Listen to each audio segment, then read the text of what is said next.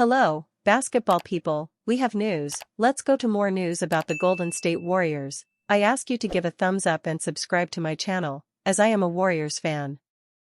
The Golden State Warriors see a key New Orleans Pelicans player as their #1 trade target to bolster their roster this season. The player of interest is forward Trey Murphy III. This desire is long-standing, but it has gained momentum as the team aims for a change of direction to contend for the playoffs. It will take far more than Jonathan Kuminga and spare assets for the Golden State Warriors to pry away coveted 3-and-D wing Trey Murphy III from the New Orleans Pelicans. NBA insider Mark Stein reported that there is considerable curiosity league-wide about New Orleans' willingness to listen to trade calls on Murphy and fellow two-way standout Herb Jones. But Stein made it clear the Pelicans are not entertaining bargain offers. The price point to convince New Orleans to part with either Murphy or Jones, swing men who both possess favorable contracts on top of their highly desired skill sets, is extremely high and intended to discourage inquiries, Stein wrote. The Warriors do have up to 4 first-round picks available to trade, including future flexibility they have deliberately preserved. But the league-wide belief is that Golden State is reluctant to part with all of its capital unless a superstar, namely Giannis Antetokounmpo, becomes available. Trey Murphy's breakout season drives value into the stratosphere. Murphy strengthened his rising trade value again Thursday, delivering 24 points on 10 of 13 shooting, 5 rebounds, 4 assists and 3 steals in the Pelicans' 143-120 win over Portland. Through his breakout season, the 6'8" wing is averaging career highs across the board: 21.2 points, 6.4 rebounds, 3.6 assists and 1.2 steals while shooting 36.1% from the three-point line. His blend of size, shooting, defense, and positional versatility is exactly the profile Steve Kerr hoped Kuminga would become when the Warriors drafted him number 7 overall in 2021. That gap between what Kuminga is and what Murphy already is has never been more evident. Kuminga's trade value takes another hit after DNP-CD. Kuminga's already shaky trade value dipped further after he logged a DNP-CD in Sunday's blowout win in Chicago, not playing a single second, even in garbage time. To Kuminga's credit, he refused to express frustration. "Whenever my number gets called, I'll be ready," Kuminga said. He added that he understood the coaching decisions as long as the Warriors continue winning. His benching coincided with Jimmy Butler's return and additional wing minutes going to Gue Santos, rookie Will Richard and Moses Moody, a distribution of opportunity that raised eyebrows inside and outside the organization. Warriors expected to explore trading Kuminga after January 15. According to ESPN's Shams Charania, the Warriors are expected to explore Kuminga trades as soon as his restriction lifts on January 15. Golden State wants to find upgrades on its roster, and Kuminga's $22.5 million salary could be used in bigger trade scenarios, Charania reported, the clearest indication yet that the Warriors are preparing for mid-season roster changes. The Warriors previously held sign-and-trade discussions involving Kuminga with both the Phoenix Suns and Sacramento Kings last summer, though none reached advanced stages. Murphy's availability, however limited, now adds a new wrinkle to the Warriors' calculus. Steve Kerr opens door to a Kuminga trade, citing organizational alignment. Kerr did little to cool speculation when asked about Kuminga's future and his repeated benchings. "I can imagine that it's not easy for him to be in trade rumors," Kerr said, via ESPN's Anthony Slater. "We've talked about the situation. My desire is for JK to be the best player he can possibly be, regardless of where he ends up, here or elsewhere."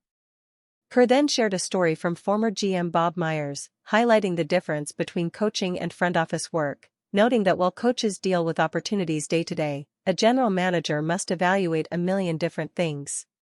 He added that he and GM Mike Dunleavy Jr. are totally aligned and communicate regularly about the futures of Kuminga and other roster pieces. Warriors' dilemma: pay the price for Murphy or save picks for a superstar? As Murphy's star continues to rise, the Warriors face a difficult question. Do they spend their draft capital now for a premium 3-and-D wing, or save it for a potential superstar opportunity later? With lottery-bound New Orleans setting sky-high valuations and Kuminga's trade value weakening, the Warriors may soon be forced to choose whether they are retooling around Stephen Curry or waiting for a franchise-changing swing. Murphy. A definer. Jonathan Kuminga benching looks even worse for Warriors after latest Steve Kerr quote.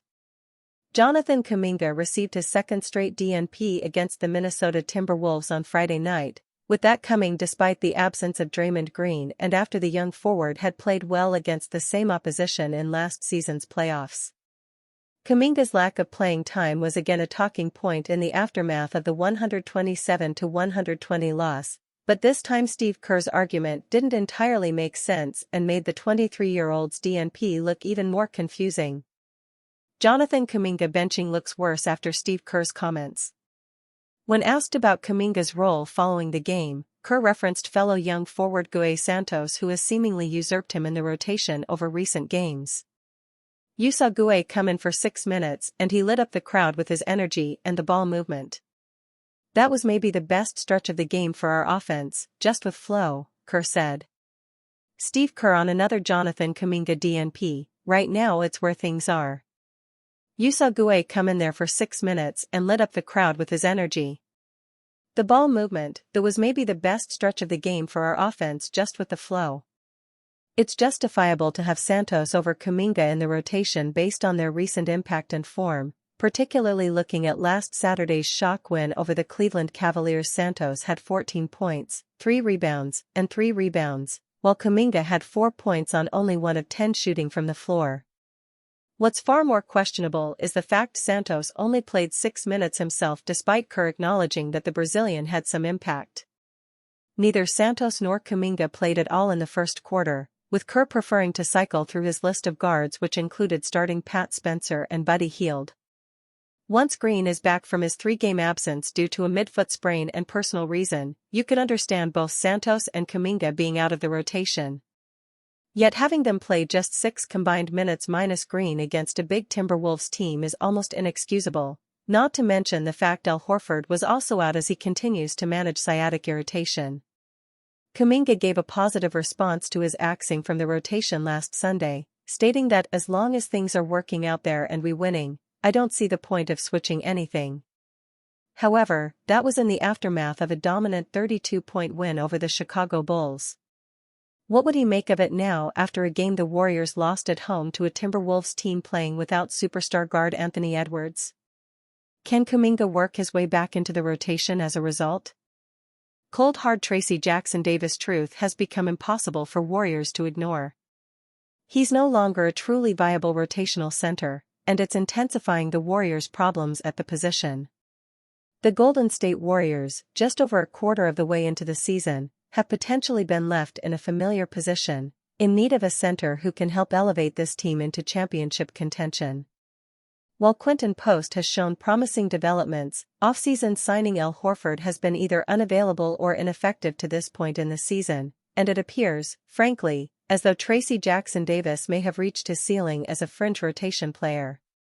Although it was always unlikely, or even impossible, that Jackson Davis would be the guy to solve the Warriors' center woes, his offensive struggles have intensified an already existent problem for the team, and the combination of all of these factors could force them into a move they thought they had successfully avoided this offseason. Warriors' Tracy Jackson Davis issues have been intensified by a lack of depth on the Warriors roster. After a promising rookie season, especially for the 57th overall pick in his draft class, Jackson Davis came into the 2024-25 season with lofty expectations for his role. He started in lengthy stints for Golden State at the beginning of that season, and yet it quickly became clear that, as a result of his undersized stature, he was not going to be a long-term solution. The emergence of Quinton Post erased some of the vulnerability that the Warriors experienced as a result, but, again, their defensive presence in the paint was not sufficient, requiring Draymond Green to step into a role that his game is, decidedly, not aptly designed for. Now, even with the signing of Al Horford this offseason, it seems like Golden State is back in the same spot, and Jackson Davis's offensive struggles have not helped in the least. Although his minutes have decreased from his total averages last season, he's found his way back into the rotation, averaging just 4.6 points, 3.4 rebounds, and 1.1 assists in 12.7 minutes per game. Moreover, his offensive box plus-minus rests squarely at a career-low -1.2. As dynamic of a lob threat as he can be, the Warriors must, ultimately, come to a point where they realize that this is likely his ceiling. As a depth, fringe of the rotation center, this is completely adequate. Yet, if Horford is going to miss extended time this season, and essentially represent a non-factor in the team's rotation, Jackson Davis will certainly be more than that, and Golden State desperately needs more out of whoever they have behind post. It's a question that lurked behind the Horford signing and now stands quietly in the midst of the number of other questions that the Warriors need to answer this season. Is Jackson Davis a viable center to keep on an NBA roster? If not, does he have any trade value whatsoever? If Post continues playing the way he has been and Horford comes back to full health, Golden State will happily utilize a combination of those two in green to fill out the center minutes. Yet, if those things do not happen, the team could have a serious Jackson Davis problem they need to address. Warriors have painful Jimmy Butler problem with only one possible cure.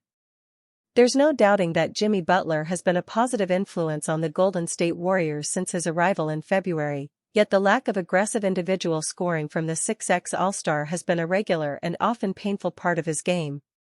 That was again the case on Friday night as Butler was hardly utilized down the stretch, taking just one field goal attempt in over 10 fourth-quarter minutes as the Warriors fell to a 127-120 defeat to the Anthony Edwards-less Minnesota Timberwolves at Chase Center. Mid-season trade is the only cure to Jimmy Butler problem. Butler was his usual efficient self in shooting 6 of 11 from the floor, but the Warriors desperately needed more scoring to complement a 39-point performance from returning superstar Stephen Curry. Time and again Butler has proven to be unselfish almost to a fault, playing facilitator rather than directly taking over games like we've seen at previous destinations and perhaps most notably in the playoffs with the Miami Heat. The 36-year-old appeared to have a layup after an entry feed with just over a minute remaining. Yet instead of going up with Golden State down 1 and potentially putting them back in front, Butler kicked it out to a wide-open Quinton Post who was almost too wide open and who subsequently missed the corner three. That one play almost epitomizes the Butler issue.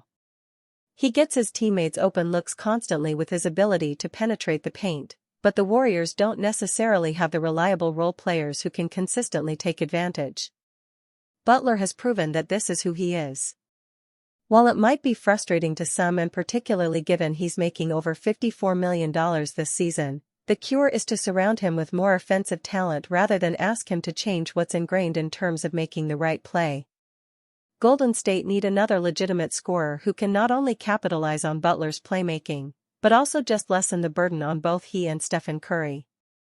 With the talent around the NBA right now, it's almost inexcusable to not have multiple 20-point scorers on a roster, let alone having only two players averaging over 12.5 points per game.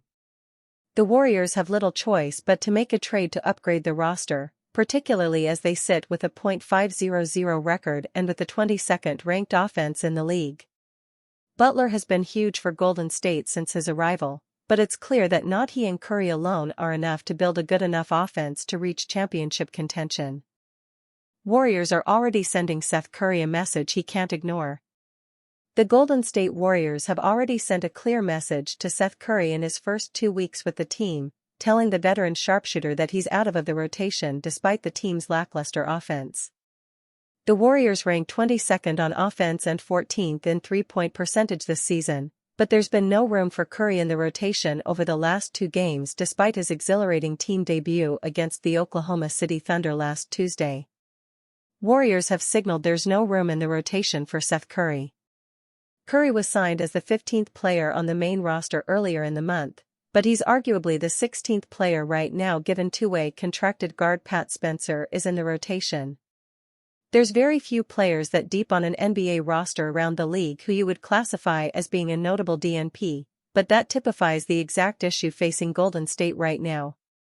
Curry, along with young players Jonathan Kuminga and Will Richard, were the healthy players left out of the rotation in Friday's 127-120 loss to the Minnesota Timberwolves at Chase Center. It's not easy to just throw guys in there randomly after they haven't been in the rotation in the first 3 quarters, Steve Kerr said when asked about Curry's DNP. He's definitely going to help us at times, but this wasn't his night and we went in another direction.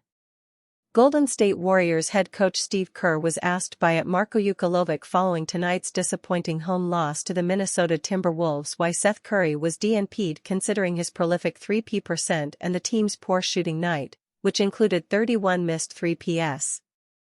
The issue here is that if Curry, the 8th best three-point shooter by percentage in NBA history, can't help you on a night where you shoot 15 of 46 from beyond the arc, when exactly will he be able to help you? With Draymond Green and Al Horford still to return to the rotation, it's hard to see the younger Curry brother pushing hard enough up the pecking order to see legitimate minutes. There's an argument that he should though, particularly given underwhelming form from the likes of Buddy Hield and Brandon Podziemski so far this season. After going for 14 points on 6 of 7 shooting in his debut against the Thunder, Curry has only played 14 minutes since where he missed both of his shots and went scoreless in Philadelphia. The reality for the 35-year-old is that he's going to need injuries, or perhaps more likely a major consolidation trade to take place if he wants to find consistent opportunity.